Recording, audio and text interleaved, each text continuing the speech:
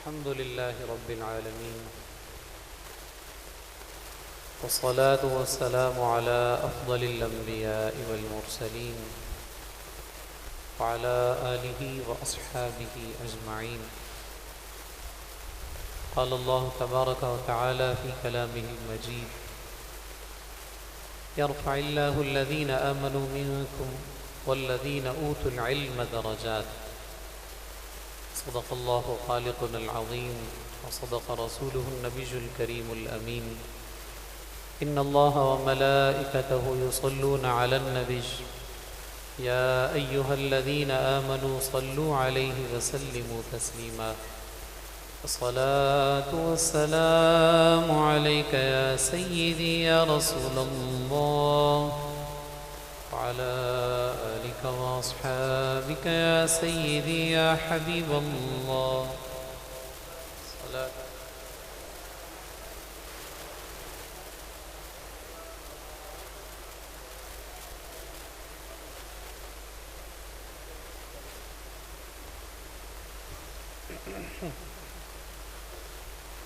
محتشم اور معزز سامعین، مجھے بہت مسرت ہو رہی ہے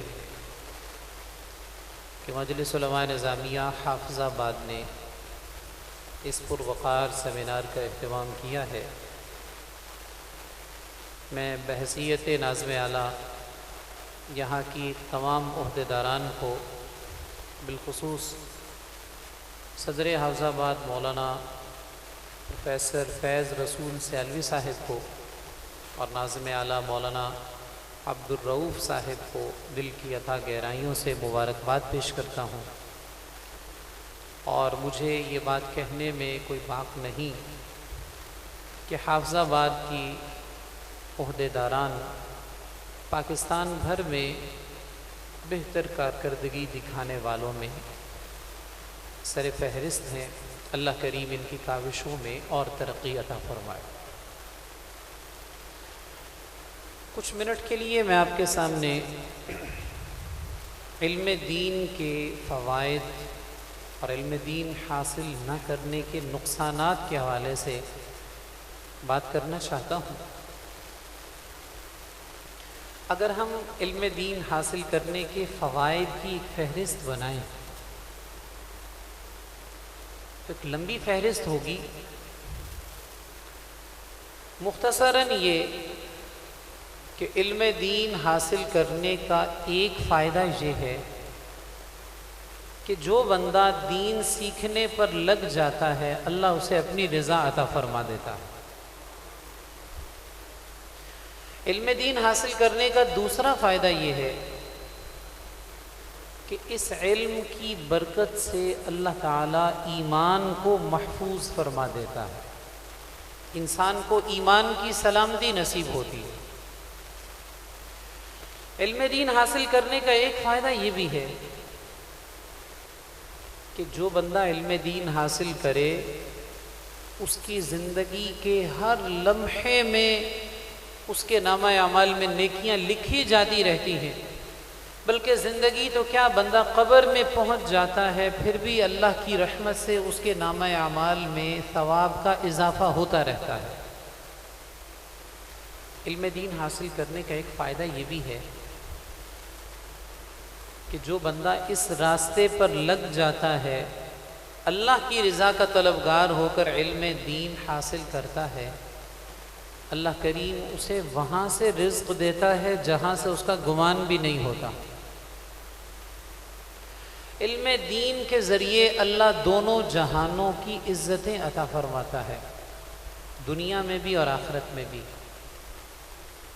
اگر اور کوئی فائدہ نہ بھی ہوتا تو یہی بہت بڑا فائدہ تھا کہ علم دین کی برکت سے اللہ کریم جل جلالہ اپنے حقوق پورے کرنے کا سلیقہ بھی عطا فرماتا ہے اور اپنے بندوں کے حقوق پورے کرنے کی توفیق سے بھی نوازتا ہے. یہ جو چند باتیں میں نے کی ہیں ان پر اگر تفصیلاً گفتگو کی جائے تو گھنٹے درکار ہیں. ان پوائنٹس پر چند باتیں بس مختصراً ذکر کروں گا. سب سے پہلی بات یہ کی کہ علم دین حاصل کرنے کی برکت سے اللہ کی رضا نصیب ہوتی ہے۔ انسان کی زندگی میں سب سے بڑی کامیابی ہے ہی یہ کہ اسے رب راضی ہو جائے، اس سے بڑھ کر اور کیا چاہیے۔ ایک بڑی خوبصورت روایت ہے، حضرت داؤد علیہ السلام نے اللہ کی بارگاہ میں التجا کی کہ میں ترازو دیکھنا چاہتا ہوں جس پر قیامت کے دن اعمال تولے جائیں گے۔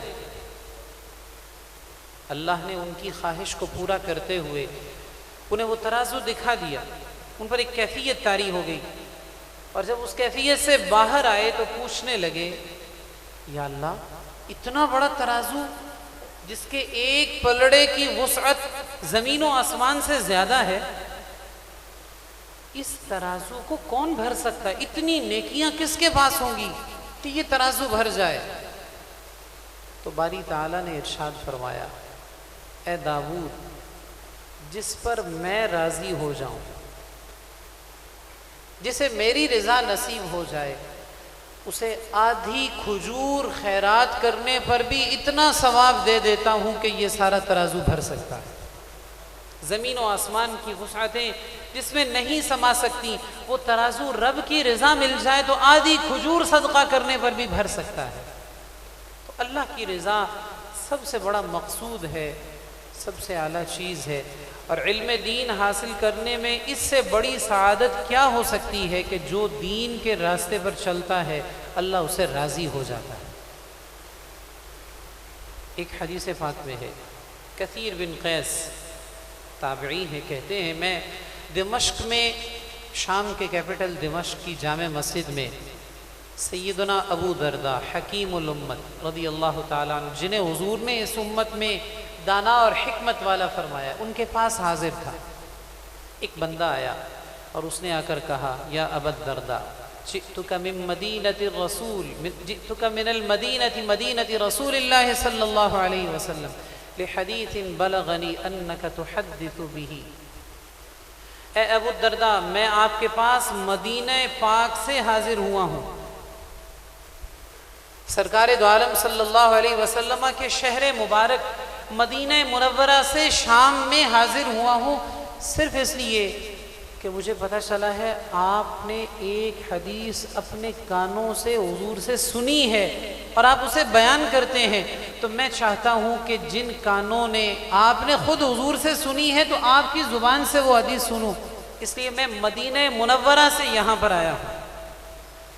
جناب ابو درداء نے فرمایا، اور کوئی مقصد، کوئی تجارت؟ کہنے لگے کوئی مقصد نہیں۔ سیدنا ابو درداء رضی اللہ تعالیٰ عنہ نے ایک حدیث شریف سنائی، وہ حدیث شریف سنیے اور غور کیجئے اس جملے پر جو پہلا نقطہ میں نے بیان کیا کہ جو بندہ علم دین کی حاصل کرنے کے لیے راستے پر نکلتا ہے اللہ اسے اپنی رضا سے نوازتا ہے۔ تو حضور نے کیا ارشاد فرمایا، رب کیسے راضی ہوتا ہے؟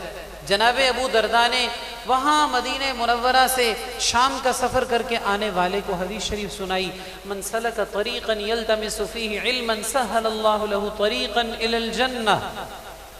جو بندہ علم کے راستے پر نکلتا ہے، علم دین کی تلاش کے لیے کسی راستے پر چلتا ہے، اللہ اس کے لیے جنت کا راستہ آسان فرما دیتا ہے۔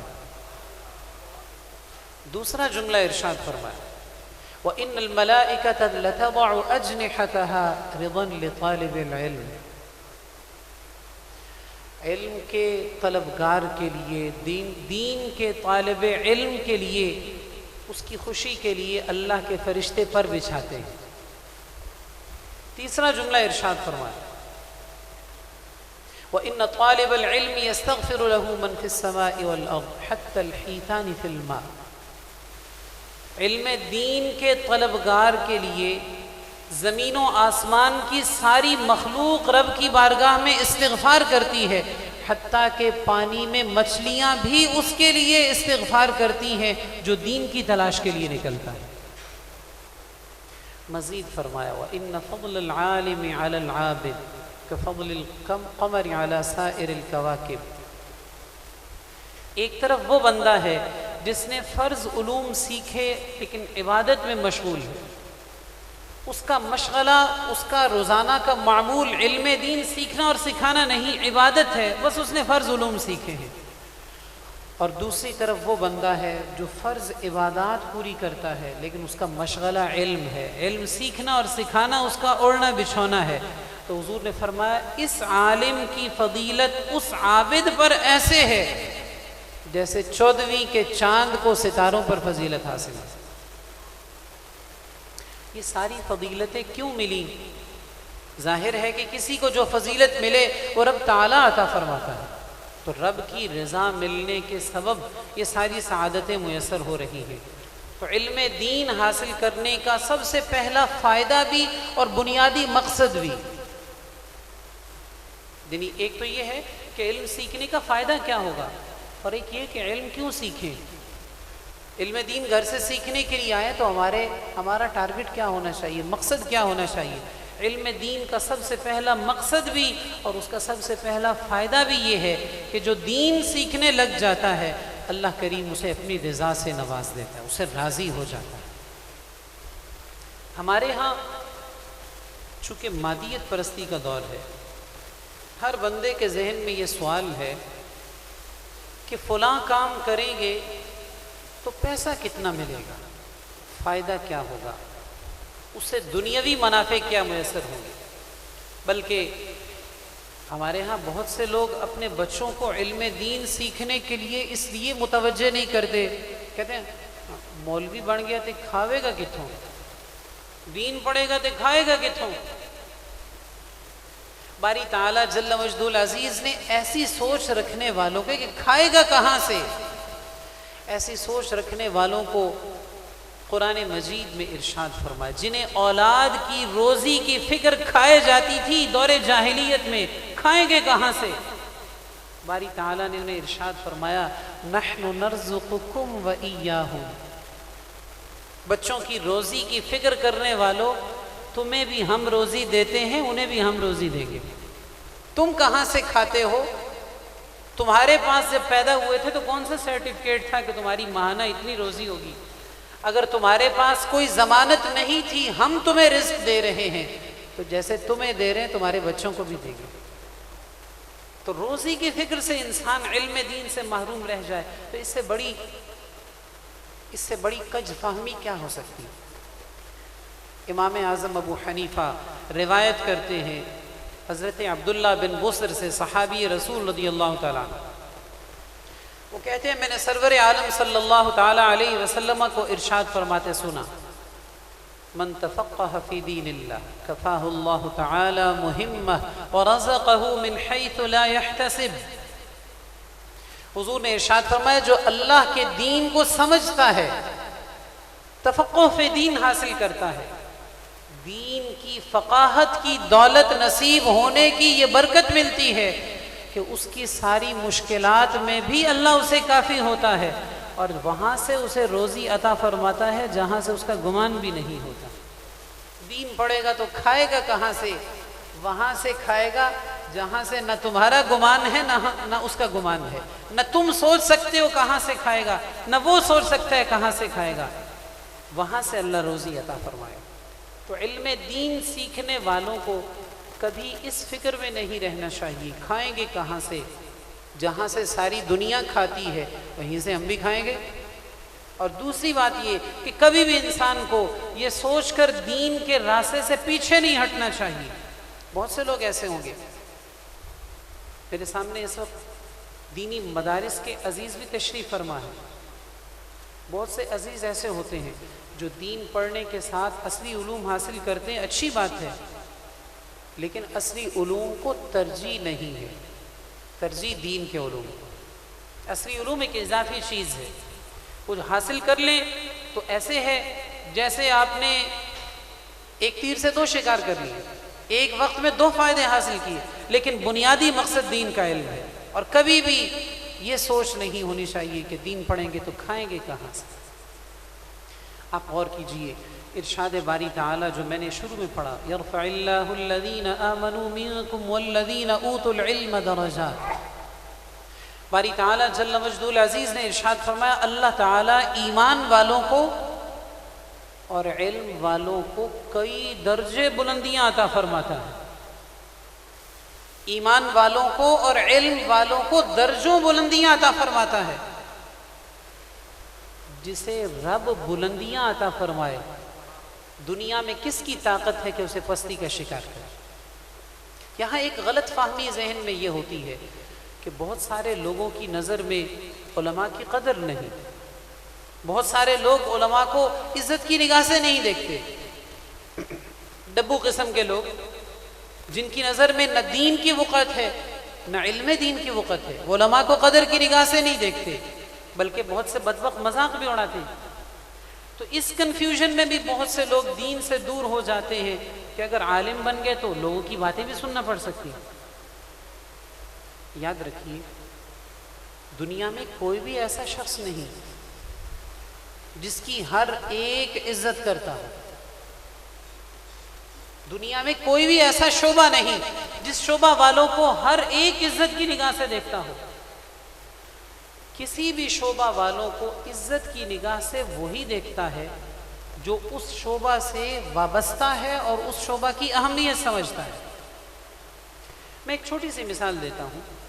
محافظ ادارے کسی بھی ملک کے وہ ادارے جن کا کام ملک کی حفاظت کرنا ہے، یہ ادارے کسی ملک کے لیے کتنی اہمیت رکھتے ہیں یہ ایک شہری بخوبی جان سکتا ہے. اگر محافظ ادارے نہ ہو تو کسی ملک کا نظام کیسے چل سکتا ہے؟ لیکن کیا محافظ اداروں کے لوگوں سے سارے محبت کرنے والے؟ بہت سے لوگ انہیں گالیاں دینے والے کیونکہ انہیں پتہ ہی نہیں ہے کہ یہ کیا کام کر رہے ہیں، یہ ہماری سرحدوں پر بیٹھ کر ہماری کیسے نگرانی کر رہے ہیں. تو جس طرح ان کے ناقدر شناس جنہیں ان کا علم نہیں وہ ان سے محبت نہیں کرتے، ان کے بارے سخت الفاظ بولتے ہیں، اسی طرح جن کم فہم لوگوں کو دین کی قدر نہیں، وہ اگر دین والوں کو قدر کی نگاہ سے نہیں دیکھتے تو اس میں دین کی قدر کم نہیں ہوتی، یہ ان کی کم فہمی ہے کہ انہیں دین کی قدر معلوم ہی نہیں ہو سکی. یہ ان لوگوں کی بد نصیبی ہے کہ انہیں دین سے محبت نہیں ملی، انہیں دین والوں سے محبت نہیں ملی. جن لوگوں کو دین کی قدر ہے وہ دین والوں کی کتنی قدر کرتے ہیں یہ ہم سب جانتے ہیں. ایسے لوگوں کی کمی نہیں جو علماء سے مصافحہ کرنا بھی اپنے لیے باعث سعادت سمجھتے ہیں. ایسے لوگوں کی کمی نہیں جو علماء کے جوتے سیدھے کرنے کو اپنے لیے آخرت میں نجات کا ذریعہ سمجھتے ہیں. ایسے لوگوں کی کمی نہیں جو علماء کی خدمت میں پانی کا ایک گلاس پیش کرنے کے لیے سمجھتے ہیں کہ ہمیں دونوں جہانوں کی برکتیں نصیب ہوں گی. یہ دونوں کی سوچ کا فرق اس لیے ہے کہ اسے دین کی قدر ہے اور اسے دین کی قدر نہیں. تو جس بندے کو دین کی قدر نہیں اس کی وجہ سے ہم دین چھوڑ دیں. جس بندے کو دین کا علم نہیں، جسے پتہ ہی نہیں ہے کہ دین کتنی بڑی دولت ہے، اس کی وجہ سے ہم دین چھوڑ دیں. دین اتنی بڑی دولت ہے. سیدنا سلیمان علی نبینا وعلیہ الصلاۃ والتسلیم کو اختیار دیا گیا کہ آپ چاہیں تو دین کا علم لے لیں اور چاہیں تو بادشاہی لے لیں. آپ چاہیں تو علم دین لے لیں، رب کی طرف سے عطا ہو جائے گا، اور چاہیں تو بادشاہی لے لیں. حضرت سلیمان علیہ السلام نے علم دین لے لیا کہ مجھے دین کا علم چاہیے. اللہ نے دین بھی دے دیا اور اس کی برکت سے ایسی بادشاہی بھی عطا کر دی جو بعد میں کسی کو نصیب نہیں ہوئی. تو علم دین کا یہ فائدہ ہے. یرفع اللہ الذین آمنوا منکم والذین اوتوا العلم درجات. اللہ کریم اس جہان میں بھی علم دین والوں کو عزتوں سے نوازتا ہے، درجوں سے نوازتا ہے. اگر ہماری کوتاہی ہو تو پھر ہمارا قصور ہے، ہماری اپنی کوتاہی ہو تو ہمارا قصور ہے. اور اگر ہم دین کے ساتھ مخلص ہیں تو ایسا نہیں ہو سکتا کہ اللہ عزت سے نہ نوازے. ہم جس پلیٹ فارم پہ جمع ہیں، مجلس علماء نظامیہ، یہ سب کچھ مفتی اعظم پاکستان مفتی محمد عبد القیوم ہزاروی رحمۃ اللہ علیہ کا فیضان ہے. ان کے بنائے ہوئے، ان کے تعمیر کردہ جامعہ نظامیہ کا فیضان ہے. اور مفتی اعظم پاکستان نے دین سے وفا کی تھی، علم دین سے، تو اللہ نے انہیں کیسی عزتوں سے نوازا تھا. ڈی جی اوقاف ڈاکٹر سید طاہر رضا بخاری ابھی چند دن پہلے جامعہ نظامیہ میں کھڑے ہو کر مفتی اعظم سیمینار میں یہ بات کہہ رہے تھے کہ مفتی اعظم پاکستان کے دور میں گورنر پنجاب خالد مقبول نے میرے ذریعے، ڈی جی اوقاف کا کہنا تھا، میرے ذریعے مفتی صاحب کے پاس پیغام بھیجا کہ گورنر آپ سے ملنا چاہتا ہے۔ مفتی صاحب نے فرمایا کس وقت ملنا چاہتا ہے؟ اس نے کہا دن کے 11 بجے۔ مفتی صاحب نے فرمایا اسے کہو اس وقت میرے اسباق کا وقت ہے، مجھے ملنے کے لیے فرصت نہیں ہے، میں اس وقت نہیں مل سکتا گورنر سے، میرے پاس ٹائم نہیں ہے۔ جس نے دین کے ساتھ وفا کی ہے اللہ کریم جل جلالہ سے ایسی عزتوں سے نوازتا ہے، لوگ گورنر سے ملنے کے لیے جوتے رگڑتے رہ جاتے ہیں، ایڑیاں رگڑتے رہ جاتے ہیں، لیکن جو دین کے ساتھ وفا کرتا ہے وہ اتنا پروقار اور باعزت ہوتا ہے کہ اس کی نظر میں میرے پاس گورنر کے ساتھ ملنے کے لیے ٹائم نہیں ہے۔ چنانچہ گورنر جیسے لوگ اگر ملاقات کرنا چاہتے تو پہلے ٹائم طے کرتے کہ مفتی صاحب کے سبق کا وقت نہ ہو تاکہ ہم ان سے ملاقات کر سکیں۔ اللہ دونوں جہانوں میں دین والوں کو عزتیں عطا فرما۔ میں نے مختصراً علم دین کے فوائد کے حوالے سے چند جملے شروع میں کہے، تھوڑا آگے بڑھیے۔ علم دین حاصل نہ کرنے کے بہت سے نقصانات، جس طرح دین سیکھنے کے فوائد بہت سے ہیں، ایسے ہی دین نہ سیکھنے کے نقصانات بہت سے ہیں۔ دین نہ سیکھنے کا سب سے پہلا نقصان یہ ہے کہ انسان کا ایمان محفوظ نہیں ہے، وہ گمراہی کے دہانے پر جا سکتا ہے۔ آپ غور کیجئے، امام بخاری علیہ الرحمہ نے وہ حدیث پاک نقل کی، سرور عالم صلی اللہ تعالی علیہ وسلم ارشاد فرماتے ہیں ان اللہ لا يقبض العلم انتزاعا ينتزعه من العباد ولكن يقبض العلم بقبض العلماء۔ حضور فرماتے ہیں مفہوم حدیث یہ، قیامت کے قریب دین کا علم اٹھ جائے گا، اٹھا لیا جائے گا، علم دین لوگوں کے پاس نہیں رہے گا۔ آج ہم دیکھ رہے ہیں کتنی تیزی کے ساتھ علم دین کی کمی محسوس کی جا رہی ہے، اور بالخصوص میرے سامنے جو دینی مدارس کے عزیز تشریف فرما ہے، اس جملے پر غور کیجیے گا۔ حضور نے فرمایا دین کا علم ایسے نہیں اٹھایا جائے گا کہ سینوں سے محو کر دیا جائے، رات کو بندہ سوئے عالم اور صبح اٹھے تو اس کا دل خالی ہو چکا علم سے، ایسا نہیں ہوگا۔ دین اٹھایا جائے گا علماء کے اٹھانے کے ساتھ۔ محدثین نے اس کی وضاحت یہ کی کہ جو پہلے عالم تھے وہ دنیا سے چلے جائیں گے اور بعد والے علم دین حاصل نہیں کریں گے۔ آج جو ہماری صورتحال، ہم گھر سے دین پڑھنے کے لیے آئے ہیں لیکن ہمیں دین کے شوق نہیں ہے، ہمارا وقت جن کاموں میں گزرتے ہم جانتے ہیں۔ پہلے عالم چلے جائیں گے، آئے روز ہم خبر سنتے ہیں وہ فلاں عالم صاحب چلے، ہر روز کسی عالم کے بارے خبر سن رہے ہیں کہ وہ فلاں صاحب تشریف لے گئے دنیا سے۔ پہلے چلے جائیں گے اور بعد والے دین نہیں سیکھیں گے۔ نتیجہ کیا نکلے گا؟ حتی اذا لم یبق عالما اتخذ الناس رؤوسا جہالا، جب عالم نہیں رہیں گے تو لوگ جاہلوں کو ہی پیشوا بنا لیں گے، لوگ جاہلوں کو اپنا لیڈر بنا لیں گے۔ آج ہم دیکھیں لوگ علماء کی بات اتنی توجہ سے نہیں سنتے جتنے سیاسی لیڈروں کی سنتے ہیں، جتنی اینکروں کی سنتے ہیں، جتنی موٹیویشنل سپیکرز کی سنتے ہیں۔ مختلف قسم کی مخلوقات رہنمائی کے لیے ہمارے درمیان موجود ہو چکی ہیں۔ حضور نے فرمایا جب عالم نہیں رہیں گے تو لوگ جاہلوں کو پیشوا بنا لیں گے۔ فَسُئِلُوا فَأَفْتَوْا بِغَيْرِ عِلْمٍ فَضَلُّوا وَأَضَلُّوا، لوگ انہی سے پوچھنا شروع کر دیں گے، انہیں پتہ تو ہے کچھ نہیں، بغیر علم کے لوگوں کو بتاتے جائیں گے۔ رمضان ٹرانسمیشن میں اینکر، فلم سٹار، وہ جس نے سارا سال دین کا مذاق اڑایا ہے، وہ بیٹھ کر ٹی وی پہ دین سکھا رہا ہے، بغیر علم کے لوگوں کی رہنمائی کریں گے۔ حضور فرماتے ہیں خود بھی گمراہ ہوں گے، لوگوں کو بھی گمراہ کریں گے۔ تو آج جس دور سے ہم گزر رہے ہیں، ہمیں علم دین اپنا ایمان بچانے کے لیے بھی سیکھنا ضروری ہے۔ ایک شخص نے بہت قیمتی سرمایہ اس کے پاس، اس نے اپنے سرمایہ کی حفاظت کے لیے کوئی سیکیورٹی پلان تشکیل نہیں دیا، تو ڈاکو اس کے سرمایے کو آسانی سے لوٹ سکتا ہے، لیکن جس بندے نے اپنے سرمایے کی حفاظت کے لیے مختلف حفاظتی چیزیں تشکیل دے رکھی ہیں اس کو جلدی سے نہیں لوٹا جا سکتا۔ علم دین ایمان کی حفاظت کے لیے سیکورٹی حصار ہے۔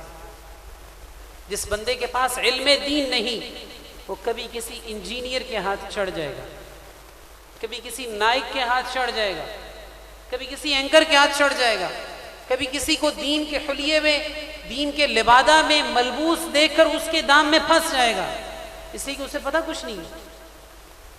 اسے جس بندے نے کہا قرآن میں یہ لکھا ہے اور ریفرنس دے دیے کسی آیت کا، اسے کیا معلوم کہ اس آیت میں کیا ہے؟ وہ جانتا ہی نہیں ہے، وہ دین کے اصولوں سے شناسا ہی نہیں ہے۔ جس نے اس کی خالی میموری میں جو کچھ بھر دیا اس کے ذہن میں بیٹھ جائے گا اور گمراہ ہو جائے گا۔ آج ہماری آنکھوں کے سامنے کتنے ایسے لوگ ہیں جن کے باپ دادا دین کے ساتھ اتنی پختہ وابستگی رکھنے والے تھے کہ ان کے سامنے ہمارے دور کے کسی انجینئر قسم کے کوئی آدمی بات کرتا تو اس کی بات کو سننا بھی گوارا نہ کرتے، لیکن آج انہی کی اولاد ہی ایسے لوگوں کے ہاتھوں میں پھنس چکی ہے، اس لیے کہ انہیں دین کا علم نہیں، انہیں پہلے سے کچھ شناسائی نہیں، انہیں جس نے جو پٹی پڑھائی اسے ہی پھر چلنا شروع ہو۔ تو علم دین ایمان کی حفاظت کے لیے ضروری۔ آج ہم جس دور سے گزر رہے ہیں اس دور کے بارے حضور نے فرمایا بادروا بالاعمال فتنا كقطع الليل المظلم،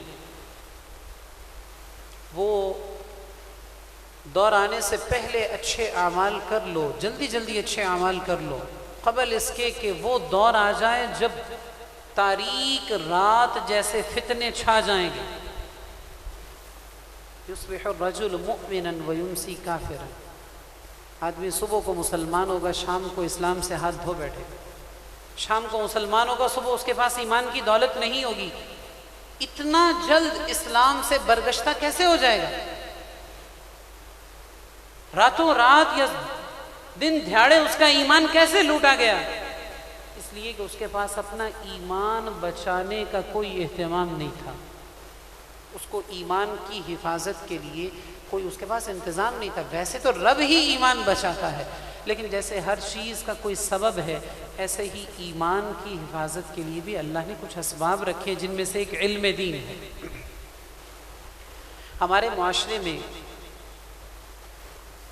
عصری علوم کا شوق بہت ہے لیکن دین سے شناسائی نہیں۔ مجھ سے پہلے میرے پیشرو خطیب عزت مآب پروفیسر مولانا فیض رسول سیلوی صاحب تذکرہ فرما رہے تھے فرض علوم کے بارے میں۔ میں اس حوالے سے یہ کہنا چاہوں گا، کبھی ہم نے اقبال علیہ الرحمہ کو دیکھا ہوتا، پڑھا ہوتا کہ انہوں نے ہمارے اس رویے کے بارے میں کیا کہا۔ اقبال فرماتے ہیں، اقبال یہاں بات نہ کر علم خودی کی، موضوع نہیں مکتب کے لیے ایسے مقالات، بہتر ہے کہ ان بیچارے ممولوں کی نظر سے پوشیدہ رہیں بعض کے احوال و مقامات۔ علامہ کہتے ہیں آنے والی نسل کو اپنے قابو میں رکھنے کے لیے ہمارے دشمن کا یہ پلان ہے کہ یہ بھولے ممولے انہیں یہ بتایا ہی نہ جائے کہ بازوں کے انداز کیا ہوتے ہیں، انہیں یہ بتایا ہی نہ جائے کہ تمہارے بڑے کس طرح دین کے دشمنوں پر بازوں کی طرح جھپٹتے تھے۔ بہتر ہے کہ ان بیچارے ممولوں کی نظر سے پوشیدہ رہیں بعض کے احوال و مقامات۔ محکوموں کے لیے ہے یہی تربیت اچھی، موسیقی و صورت گری و علم نباتات۔ کتنی بڑی بات علامہ نے آج سے بہت عرصہ پہلے کہی۔ اقبال فرماتے ہیں جس قوم کے بچوں کو محکوم بنا کر رکھنا ہو، غلامی کی زنجیروں میں جکڑ کے رکھنا ہو، انہیں خود شناسی، انہیں خودی کا علم، دین کا علم، معرفت الہی ایسی چیزوں میں نہ ڈالو، انہیں تین چیزوں میں پھنسائے رکھو، موسیقی، صورت گری، علم نباتات۔ محکوموں کے لیے ہے یہی تربیت اچھی، موسیقی و صورت گری و علم نباتات۔ آج ہمارے ساتھ یہی کچھ ہو رہا ہے۔ میں ہرگز یہ نہیں کہنا چاہتا کہ علم دین صرف سیکھا جائے اور اصلی علوم نہ سیکھے جائیں۔ میں یہ کہنا چاہتا ہوں کہ ہمیں ان چیزوں میں محصور کر دیا گیا ہے۔ آج ہمارا نظام تعلیم ایسا ہے کہ گریجویشن کے بعد بھی اگر اس بندے کا دین کے ساتھ تعلق نہیں تو جو گریجویٹ ہو گیا ہے اسے نماز صحیح طریقے سے پڑھنا نہیں آتی ہوگی۔ ہم سے پوچھئے، ہمارے پاس گریجویٹ لوگ آتے ہیں کہ ہمیں نماز سکھا دیجیے، ہمیں قرآن مجید کی آیات سکھا دیجیے۔ یہ قصور تعلیم کا نہیں، نظام تعلیم کا۔ تو اقبال علیہ الرحمہ نے کہا بہتر ہے کہ ان شیروں کو سکھا دے رمے آہو، باقی نہ رہے شیر کی شیری کا فسانہ۔ آج ہمارے ساتھ ایسا ہی رویہ برتا جا رہا ہے۔ علم دین کے نقصانات آج ہم اپنی آنکھوں سے دیکھ رہے ہیں۔ ایک اور شعر میں انہوں نے کہا خوش تو ہم بھی ہیں جوانوں کی ترقی سے مگر لب خنداں سے نکل جاتی ہے آہ بھی ساتھ۔ اقبال فرماتے ہیں کہ ہم بھی نوجوانوں کی ترقی دیکھ کر کہ کوئی جناب گریجویٹ ہو رہا ہے، کوئی اسکالر بن رہا ہے، کوئی پی ایچ ڈی کر رہا ہے، ہم بھی خوش ہوتے ہیں، بڑی ترقی ہو رہی ہے۔ لیکن جہاں زبان پہ تبسم آتا ہے، ہونٹوں پہ تبسم کے آثار آتے ہیں، وہیں سے ٹھنڈی آہ بھی نکلتی ہے۔ خوش تو ہم بھی ہیں جوانوں کی ترقی سے مگر لب خنداں سے نکل جاتی ہے آہ بھی ساتھ۔ ہم سمجھتے تھے کہ لائے گی فراغت تعلیم، کیا خبر تھی کہ چلا آئے گا الحاد بھی ساتھ۔ اقبال فرماتے ہیں ہم تو سمجھتے تھے کہ نوجوان پڑھ لکھ کر بڑے ہو کر پی ایچ ڈی اور فلاں فلاں انجینئر بن کے فارغ التحصیل ہو رہے ہیں۔ ہمیں کیا معلوم تھا کہ نظام تعلیم انہیں بے دین بنا دے گا؟ ہمیں کیا معلوم تھا کہ جتنا علمی ترقی ہو رہی ہے ساتھ بے دینی بھی بڑھتی جا رہی ہے؟ میری گفتگو کا مقصد یہ ہے کہ علم دین سے غفلت کے نقصانات ہم اپنی آنکھوں سے دیکھ رہے ہیں، جو آج سے کئی سال پہلے اقبال علیہ الرحمہ نے فرمائے تھے۔ آج ہمیں اس بات کی طرف توجہ کی ضرورت ہے کہ ہم کدھر جا رہے ہیں، ہماری اولاد کدھر جا رہی ہے۔ علم دین کے فوائد میں سے ایک یہ بھی ہے کہ جو بندہ دین سیکھتا ہے باری تعالیٰ اسے ہر لمحہ نیکیاں عطا فرماتا ہے۔ حدیث پاک میں حضور نے ارشاد فرمایا من طلب العلم فهو فی سبیل اللہ حتی یرجع۔ جو بندہ علم دین حاصل کرتا ہے وہ راہ خدا میں ہے حتیٰ کہ واپس لوٹے۔ وہ ایسے جیسے جہاد فی سبیل اللہ کر رہا ہے حتیٰ کہ واپس لوٹے۔ محدثین نے لکھا کہ علم دین حاصل کرنے والے کو حضور نے فی سبیل اللہ کیوں فرمایا؟ دونوں میں کیا چیز مشترکہ ہے؟ تو انہوں نے فرمایا وجہ اشتراک یہ ہے کہ جو بندہ اپنے گھر سے جہاد کے لیے نکلا ہے، اللہ کے راستے میں اس کے دین کی سربلندی کے لیے نکلا ہے، وہ سویا ہے، جاگ رہا ہے، بیٹھا ہے، کھڑا ہے، کھا رہا ہے، پی رہا ہے، کسی بھی کام میں مشغول ہے، اس کے ہر لمحے میں اس کے نامہ اعمال میں نیکیاں لکھی جاتی رہتی ہیں، اس کے ثواب میں اضافہ ہوتا رہتا ہے۔ یہی صورتحال دین کا علم سیکھنے والے کے بارے میں حضور فرماتے ہیں جو علم کی تلاش میں نکلا وہ راہ خدا میں ہے۔ کیا مطلب؟ علم دین کی تلاش میں نکلنے والا جس لمحے میں جو بھی کر رہا ہے، جب تک وہ علم دین کی تلاش میں مصروف ہے اللہ کریم اسے ہر لمحہ نیکیاں عطا فرماتا رہتا ہے۔ بلکہ یہ سلسلہ انسان کی روح،